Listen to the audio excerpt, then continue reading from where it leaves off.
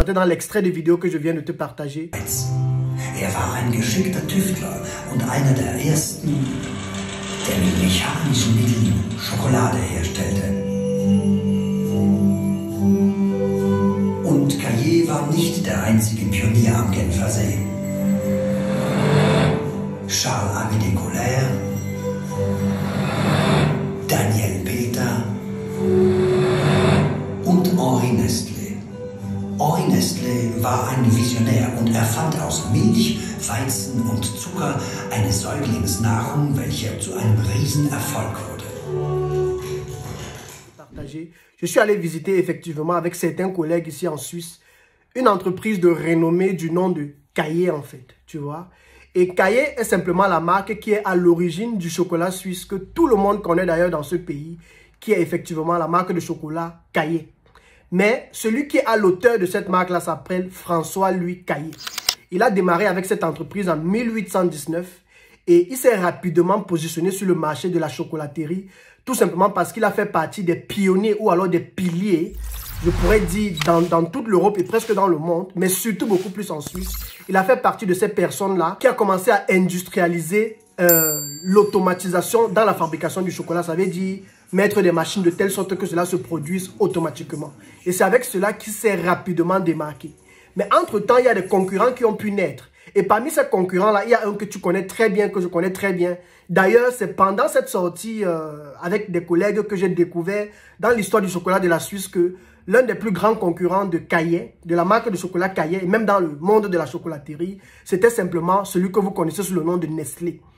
Et Nestlé est quelqu'un qui avait juste eu une plus grande vision que Caillé en fait. Il a vu que ce monsieur prenait déjà beaucoup d'ampleur dans le monde, il avait beaucoup d'impact avec sa marque de chocolat, avec sa façon de percer dans le chocolat. Il décide donc d'acheter l'entreprise, toujours quelques années plus tard, il décide d'acheter la marque Caillé qui est maintenant en son nom. Donc en fait, Nestlé devient comme un actionnaire et prend carrément la marque Caillé en fait, tu vois. Donc, on voit beaucoup la marque Caillé dans le monde et même en Suisse et tout, mais celui qui se cache derrière en fait, c'est Nestlé.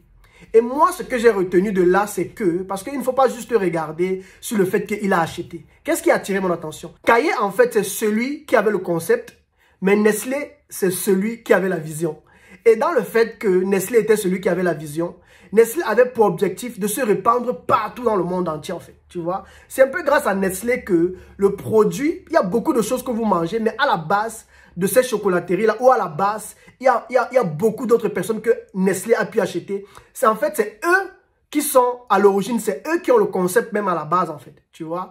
Par exemple, aujourd'hui en Afrique, Nestlé est tellement connu, mais vous serez surpris de savoir que Nestlé a acheté beaucoup d'entreprises parce que Nestlé avait une vision un peu plus mondiale en fait. Et moi, la leçon que j'ai tirée de là, c'est que si tu es entrepreneur ou bien si tu comptes démarrer une activité ou bien tu vends des produits, ne te limite pas seulement où tu te trouves en fait. Essaye d'agrandir un peu plus ta vision. Il se pourrait même que là où tu es en train d'investir ou encore là où tu as envie de lancer quelque chose, ça ne marche pas là-bas. Mais ça peut marcher ailleurs en fait, tu vois. Essaye d'élargir ta vision. Et je ne m'arrêterai même pas sur le domaine entrepreneurial. J'irai même dans le domaine des études, dans le domaine professionnel. Parfois, tu peux être dans un endroit, tu te rends compte que les choses ne percent pas comme tu veux en fait. Tu vois? Alors, dans ce cas, essaye de voir si tu ne peux pas essayer ailleurs. Peut-être qu'il se pourrait que tu puisses essayer dans une autre ville, dans un autre quartier. Pourquoi même pas dans un autre pays? Tu vois? Il se pourrait par exemple que tu es en train de faire des études dans un pays et je ne sais pas trop, peut-être ça ne marche pas comme tu veux. Essaye de voir si tu peux changer d'université. Peut-être tu peux trouver ton succès ailleurs en fait, tu vois? Et moi j'ai toujours l'habitude de dire, chacun a son histoire, chacun a sa terre promise en fait, tu vois? Tu peux avoir une idée, mais tu n'es pas dans la bonne terre qu'il faut pour développer l'idée.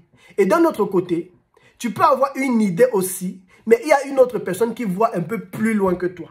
Et ça, c'est quelque chose qui m'a beaucoup aidé dans mon activité. Pour ceux qui me suivent sur ma chaîne YouTube, Le Futur Entrepreneur Africain, l'une des choses qui m'a beaucoup aidé, c'est de m'entourer. J'ai eu l'opportunité de connaître des personnes qui m'ont aidé à ouvrir l'esprit, en fait. Quand j'ai démarré, par exemple, le projet Imotech 360 au Cameroun, pendant plusieurs années, je ne comprenais pas pourquoi ça ne décollait pas, en fait. Mais j'ai fait une rencontre un jour d'un ami, peut-être qui se reconnaîtrait dans la vidéo, et qui avait attiré mon attention que pourquoi tu ne penses pas à développer ce que tu fais déjà au Cameroun, en Côte d'Ivoire? Il m'a parlé comme ça dans les blagues. Après, j'ai dit, ah, laisse-moi ça, laisse-moi ça. Après quelques, peut-être 3 mois, 4 mois, 5 mois, 6 mois, il est encore revenu avec la même idée. Et c'est là où j'ai commencé à réfléchir que, mais, peut-être il ne faut pas que je me limite sauf qu'au Cameroun. Pourtant, au Cameroun, ça marche, mais ça va peut-être à sa vitesse. Alors que, il a attiré mon attention sur la Côte d'Ivoire. Et lorsque j'ai mis mes pieds en Côte d'Ivoire pour démarrer la même activité, j'ai été choqué de voir la vitesse avec laquelle je suis parti.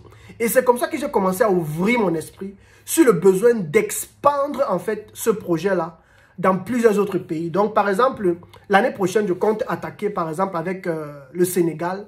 Et aussi, il y a certaines personnes même qui m'ont contacté du côté du Bénin. Mais ce que je veux dire, c'est que dans la vie, il y a toujours ceux qui ont le concept, mais on a besoin aussi d'avoir autour de nous des gens qui ont une vision un peu plus grande. Et moi, je dis toujours, on ne peut pas avoir la connaissance de tout sur la vie, en fait, tu vois. Donc, moi, j'ai toujours eu ce côté-là où je reste ouvert aux idées que les gens peuvent m'apporter. Et franchement, je leur dis d'ailleurs merci.